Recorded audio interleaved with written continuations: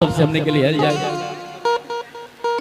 एगो संजोग बा कि यहाँ के भी बहुत प्रोग्राम करेला, हमने के भी करे नहीं जा, लेकिन अभी तक कभी मुलाकात ना भइल।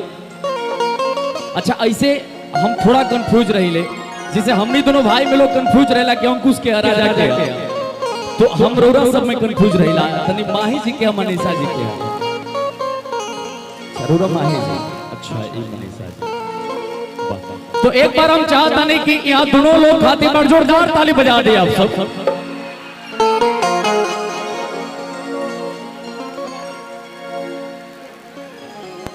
और ओकरा बाद राजा भैया वहाँ के बड़ हनी, यहाँ के छोट हनी। अरे यार, ये सबसे क्या मतलब है भाई तुम्हारा? यहाँ के छोट हनी नो, ऐसे मतलब क्या है भाई? वाह, अच्छा, छोट रोरा है, रोरा बड़ है, तो इहो बड़ा में हम छोट हैं, बात बुझत नहीं। तो थोड़ा सा कॉम्बिनेशन हमने के देखा भैया लोग, अभी तनी शांति बनाओ लोग, तनी कॉम्बिनेशन भिड़ा ले तनी, जा हमने के पहला बार मुलाकात बनू, सब समझ लेवे के बाद। देखा, अंकुश राजा में राजा भैया बड़ हवे, और माही जी और मनीषा जी में माही जी बड़ बानी और मनीषा जी छोट बानी, हनु। तो सुनो ना, अच्छा बड़ के लो चाहे छोट के, दोनों तो भाई हमारे जने भाई, हम छोट में बने। सुनो है ना, यहाँ सबके दोनों आदमी के देख के, अभी ब्याह तो नहीं के भइल रुआ सबके नो, हाँ, तो रोरा सबके देख के वो गीत हमरा ध्यान में आवता। अरे कि हम कुमार बनी तू कुमार, आ चलो गरदा कबारे, आए रे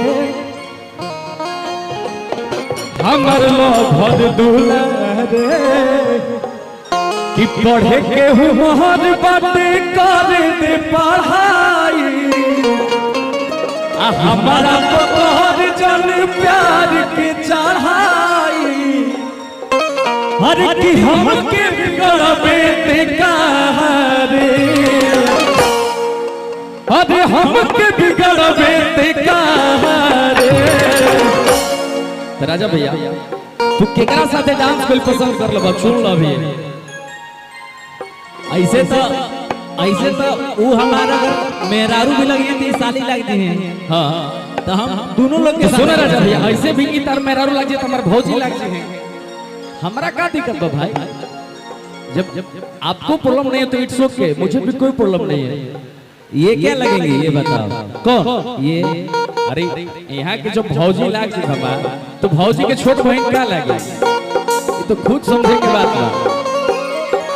बता। तो अभी फिलहाल छोट छोटा बड़ बड़ कंपटीशन हो जाए, बिल्कुल, फिर ओकरा मिक्स अप हो जाए, बिल्कुल हां आए कि पढ़े के हुमार बाटे करे दे पढ़ाई, हमारा तो तोहर जन प्यार के चढ़ाई, अरे हमके बिगड़बे ते कारे। अच्छा, तनी मनी डांस हो जाए हो। अच्छा, हम डांस करो भाई, हाँ तू कर भैया, हो तनी में डांस कर लिया नो, बैठल हो आराम से, प्लीज भैया आप लोग बैठ जाइए, आराम से कार्यक्रम का आनंद लीजिए। और कुछ लोग आगे से खड़ा बानी, प्लीज आप सब बैठ जाए, काहे कि पीछे वाला लोग के बड़ा प्रॉब्लम होता, तो प्लीज एक विशेष तौर पे ख्याल रखिए आप सबके, काहे कि आपके बदौलत आपसे केहू के चोट ना लगे के चाहिए और केहू के तकलीफ ना होके के चाहिए, तो एक विशेष ध्यान रखिए आप सब। आए कि हमके बिगड़बे ते कारे, कि हम हुआर बनी तू हुआरे, चलो गरदा कबारे,